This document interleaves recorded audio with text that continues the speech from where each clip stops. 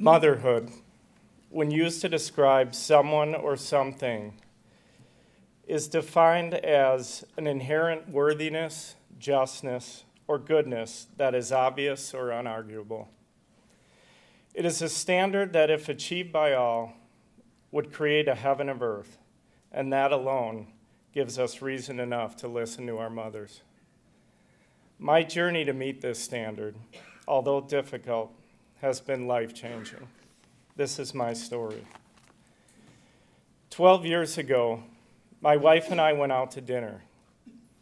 Our kids, Calvin and Molly, were 5 and 3, respectively. Each of us worked in corporate America and had been highly career-driven for as long as we remember. This particular evening found us discussing the challenges of juggling our careers and our family, which was becoming increasingly more stressful each day. As our second martinis arrived, we asked ourselves the following question. If we could have flashed forward to now, on the day our son Calvin was born, would the way we are raising our kids be acceptable to us? Daycare, meals on the go, a housekeeper, and an increasingly stressful environment had taken its toll.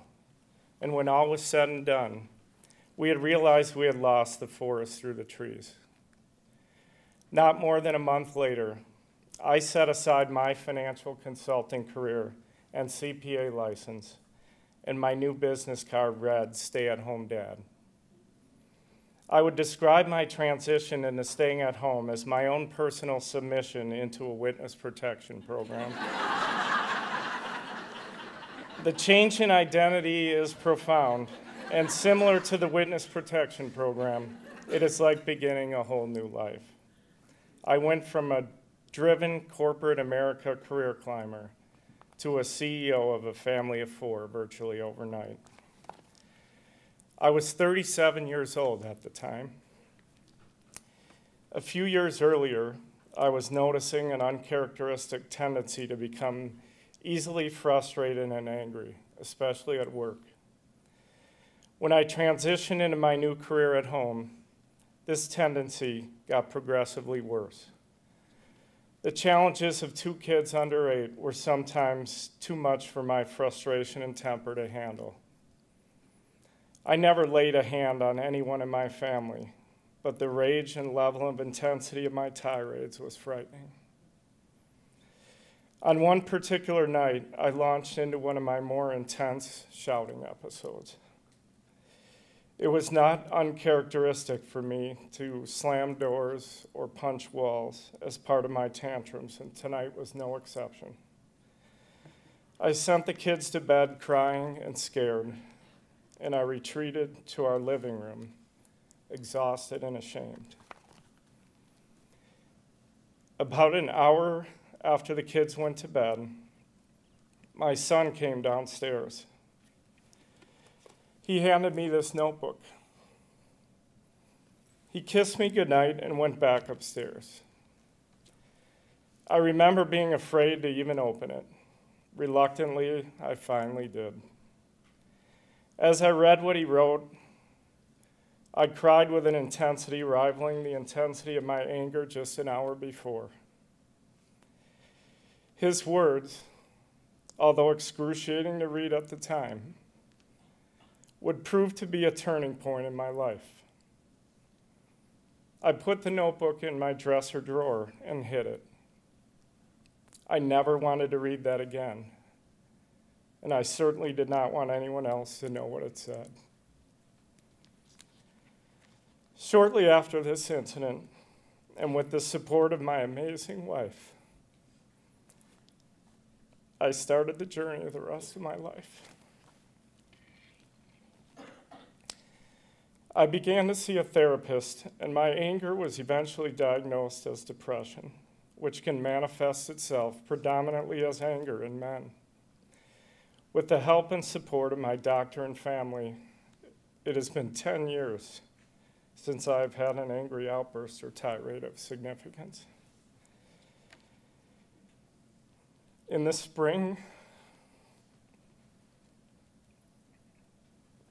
of 2012, My son was diagnosed with severe depressive disorder at age 14. In the 2 years that followed, we watched his world fall apart, and our lives came crashing down with it.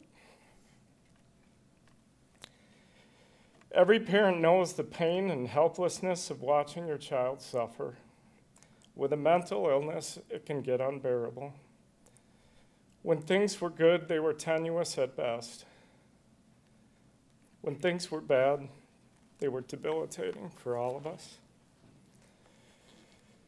Throughout the next 2 years, we circled the wagons like only a family can. Amidst the severe ups and downs, I found comfort in this unexplainable feeling of being able to give him exactly what he needed. Somehow I was being guided by an instinct telling me how to best be there for him. After 2 years, which included a hospital stay, outpatient therapy, stints in and out of school, and nights with me sleeping on his bedroom floor for fear of the unthinkable, my son finally has the support network and tools he needs to face his depression with strength and courage, and has begun to put his life back together. This January, I was encouraged to submit a story for Listen to Your Mother, St. Louis. As I mulled over the countless tragedies and triumphs of my career as an at-home father, my mind inexplicably went to the notebook my son gave me when he was 7. I've learned to listen to my instincts and intuition, and after considering the prospect of opening this wound, this dark, shameful secret, I knew that I had grown enough in the last 10 years and that it was time. I picked up the notebook and began to read, stumbling with emotion and holding back tears. I fought my way through it. Vulnerability is a bitch. And as the shame and hurt poured out of me, I knew I had never, ever been more vulnerable than this. In facing my shame, I realized an amazing gift the notebook was to me. Despite only reading it once prior to this year, its message grew in my self-conscious over the past 10 years. I realized that this message, this note from my son after he saw me at my worst, was a roadmap for me. It was the instinct and intuition I felt during his depression. What he had written when he was 7 was exactly what I needed to know when he was 14. It was an exact plan to be the father I needed to be when he needed me the most. And in his darkest hour, I had become that father. I stand before you today as a father on a day that celebrates the sanctity of motherhood. I debated my presence here at length before I decided to tell this story. But there are no days or events like this for fathers. Our society has today's women knocking on the proverbial glass ceiling, with more and more breaking through as the workplace evolves. But for every woman who pursues that dream, there is a man who must be allowed to be vulnerable and empowered to take on the role of leading the family without being considered less of a man. To be allowed to embody that standard, we have come to call motherhood. I have come to realize that I represent that man. I am part of a generation that is paving the way for a new and improved version of the American family. Fatherhood is on the brink of a revolution, and I see a day where we celebrate the love a father has for his children with the same conviction we do today for our mothers.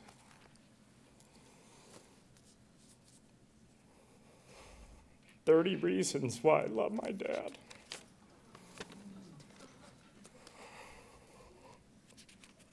He helps me. He is my hero. He cheers me up.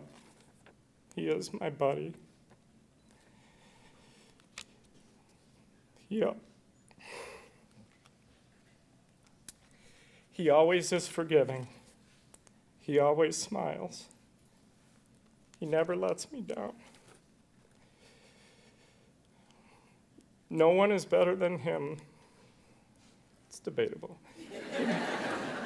He makes me laugh. He is smart.